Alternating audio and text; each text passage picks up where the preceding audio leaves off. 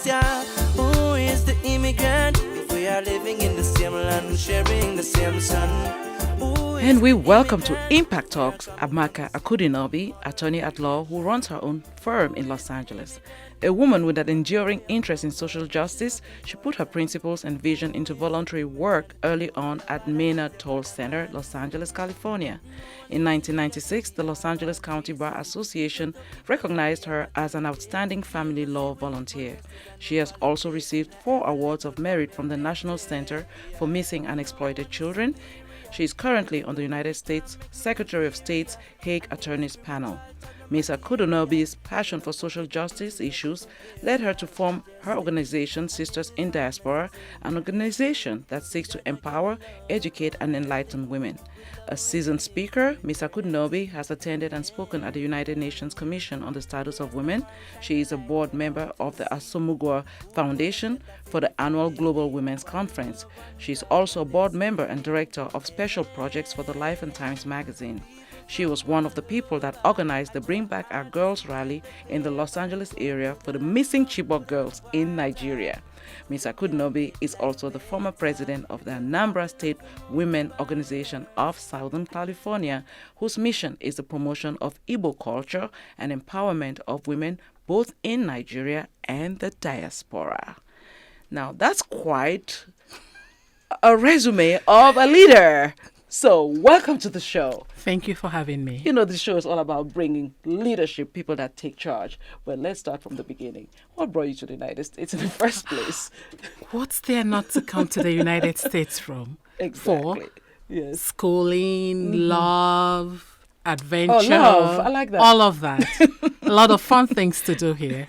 Beautiful country. Yes, a beautiful country. Yes. So, you are an attorney at law. Yes. Nigerian African woman attorney at law, and you have your own practice. The answer is yes. That's awesome. Why did you choose the practice then? Of law? Yeah, law, yeah. The practice. You know, what the practice of law. So Yes. Going back to why did I choose to be an attorney? Yes. I think it gives me, that's one profession that growing up I loved. Yeah. I had uncles, I had aunties that were judges, lawyers. I had all that. But most importantly, for me, it is that profession that will give me a voice, Okay. that will make me understand the laws more, understand why whatever is happening to me is happening, and be able to speak for myself. I've always been very outspoken. She says it herself. You own it. Yes, I do. Social justice, women's issues. Why do you take on these issues? Why these? Well, like you said, you've always been outspoken and you picked your lane.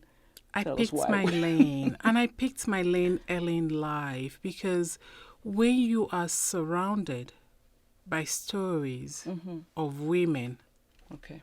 fighting for things they shouldn't fight for, I mean, I have a great role model in my mother, Okay. truth be told.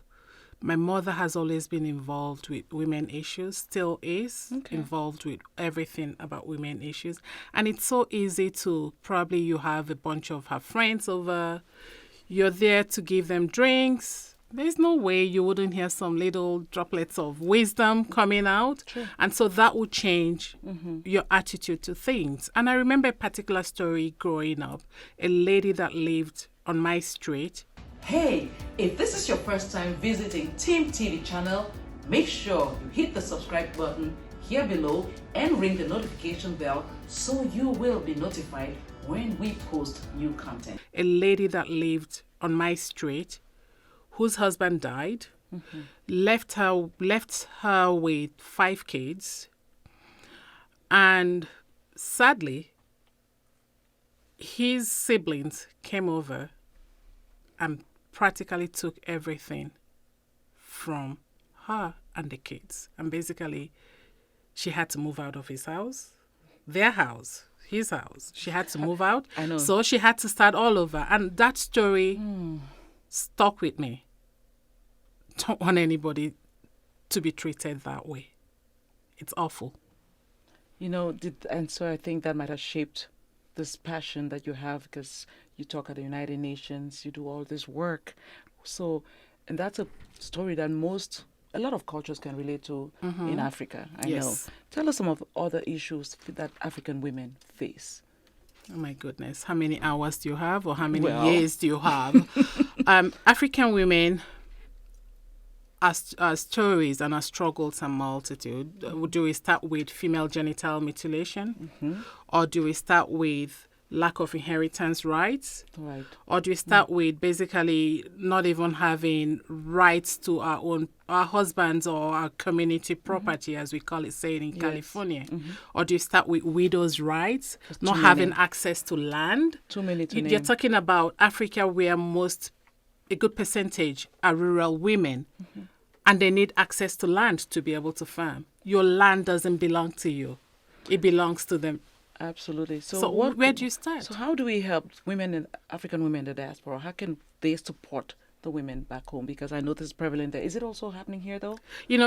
I keep saying the same thing, which is women's stories are universal. Yes. It's not just, we have those lists for those that are back home. Yes. Then those of us that are in the diaspora, we have our own very unique issues as women that we also have to deal with. You deal with that clash of cultures. Okay. How do you treat a situation where you're going through divorce with your husband, for example?